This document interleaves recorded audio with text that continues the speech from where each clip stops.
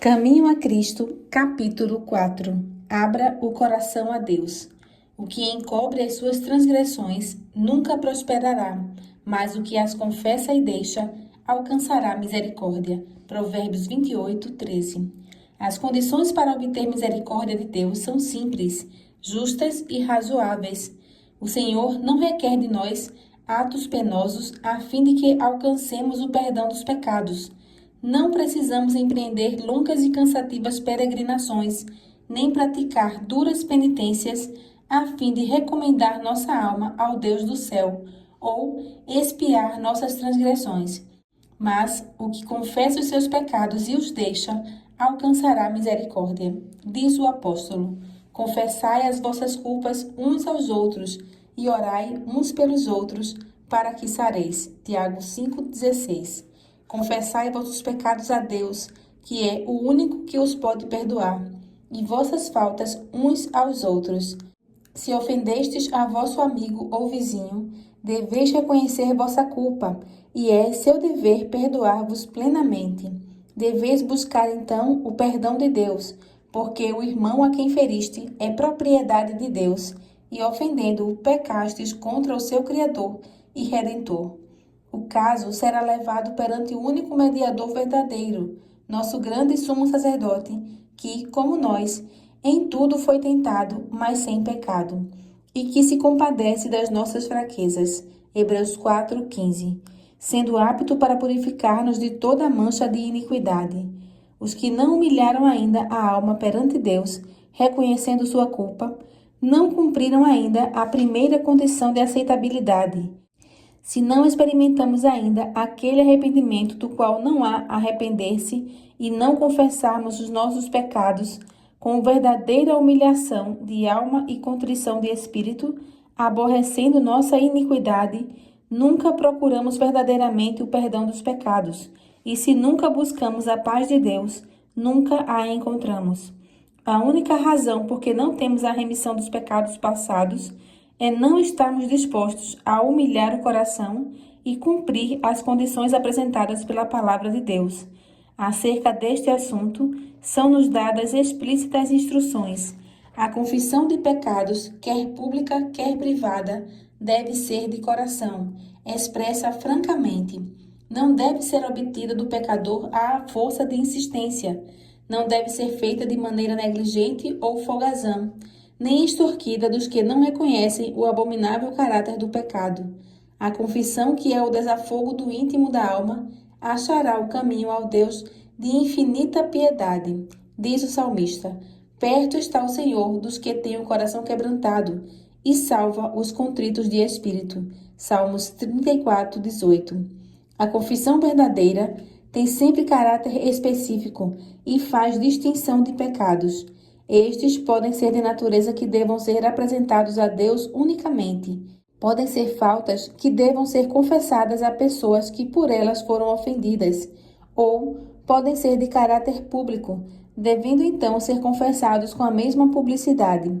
Toda confissão, porém, deve ser definida e sem rodeios, reconhecendo justamente os pecados dos quais sois culpados. Nos dias de Samuel, os israelitas apartaram-se de Deus.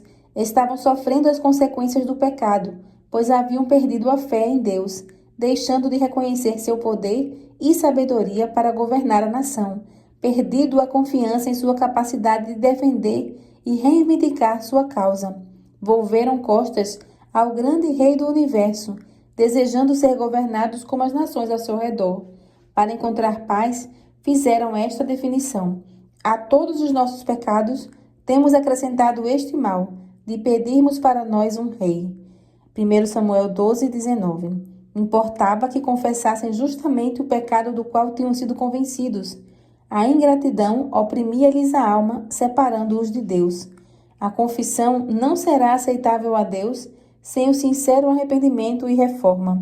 É preciso que haja decisivas mudanças na vida. Tudo que seja ofensivo a Deus tem de ser renunciado. Este será o resultado da genuína tristeza pelo pecado. A obra que nos cumpre fazer de nossa parte é-nos apresentada claramente. Lavai-vos, purificai-vos, tirai a maldade de vossos atos de diante dos meus olhos e cessai de fazer o mal. Aprendei a fazer o bem, praticai o que é reto, ajudai o oprimido, fazei justiça ao órfão, tratai da causa das viúvas. Isaías 1, 16 a 17. Restituindo esse ímpio o penhor, pagando o furtado, andando nos estatutos da vida e não praticando iniquidade, certamente viverá, não morrerá. Ezequiel 33, 15.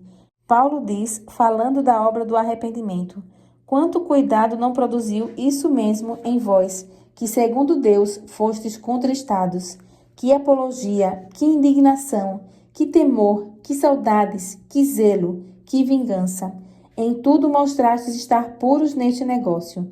2 Coríntios 7, 11. Quando o pecado embota as percepções morais, o transgressor já não discerne os defeitos de seu caráter, nem reconhece a enormidade do mal que cometeu e, a menos que se renda ao poder persuasivo do Espírito Santo, permanece em parcial cegueira quanto aos seus pecados. Suas confissões não são sinceras e ferventes. A cada reconhecimento de seu pecado, acrescenta uma desculpa em justificação de seu procedimento, declarando que, se não fossem certas circunstâncias, não teria praticado este ou aquele ato, pelo qual está sendo reprovado. Depois de haverem Adão e Eva comido do fruto proibido, ficaram cheios de um sentimento de vergonha e terror. A princípio, seu único pensamento era como desculpar seu pecado e escapar à temida sentença de morte. Quando o Senhor os interrogou acerca de seu pecado, Adão respondeu, lançando a culpa em parte sobre Deus e em parte sobre a companheira. A mulher que me deste por companheira, ela me deu da árvore e comi. A mulher lançou a culpa sobre a serpente, dizendo, a serpente me enganou e eu comi. Gênesis 3, 12 a 13. Por que fizeste a serpente? Por que lhe permitiste entrar no jardim? Estas eram as perguntas que transpareciam das palavras com que procurava desculpar seu pecado, lançando assim sobre Deus a responsabilidade de sua queda. O espírito de justificação própria originou-se no pai da mentira e tem sido manifestado por todos os filhos e filhas de Adão. Confissões desta ordem não são inspiradas pelo Espírito Divino e não são aceitáveis a Deus. O arrependimento verdadeiro levará o homem a suportar ele mesmo sua culpa e reconhecê-la sem engano nem hipocrisia. Como o pobre publicano, que nem ao menos os olhos ousava erguer ao céu, clamará: ó Deus, tem misericórdia de mim, pecador. Lucas 18, 13. E os que reconhecerem sua culpa serão justificados, pois Jesus apresenta seu sangue em favor da alma arrependida. Os exemplos que a palavra de Deus nos apresenta de genuíno arrependimento e humilhação revelam um espírito de confissão em que não há escusa do pecado, nem tentativa de justificação própria. Paulo não procurava desculpar-se, pintava seus pecados nas cores mais negras, não procurando atenuar sua culpa. Diz ele: encerrei muitos anos nas prisões, e, quando os matavam, eu dava o meu voto contra eles.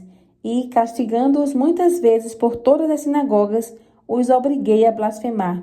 E, enfurecido demasiadamente contra eles, até nas cidades estranhas os persegui. Atos 26, 10 a 11. Não hesita em declarar que Cristo Jesus veio ao mundo para salvar os pecadores, dos quais eu sou o principal. 1 Timóteo 1, 15. O coração humilde e contrito, rendido pelo arrependimento genuíno, apreciará algo do amor de Deus e do preço do Calvário, e como um filho confessa sua transgressão a um amante pai, assim trará o verdadeiro penitente todos os seus pecados perante Deus. E está escrito: se confessarmos os nossos pecados, Ele é fiel e justo para nos perdoar os pecados e nos purificar de toda a injustiça. 1 João 1, 9.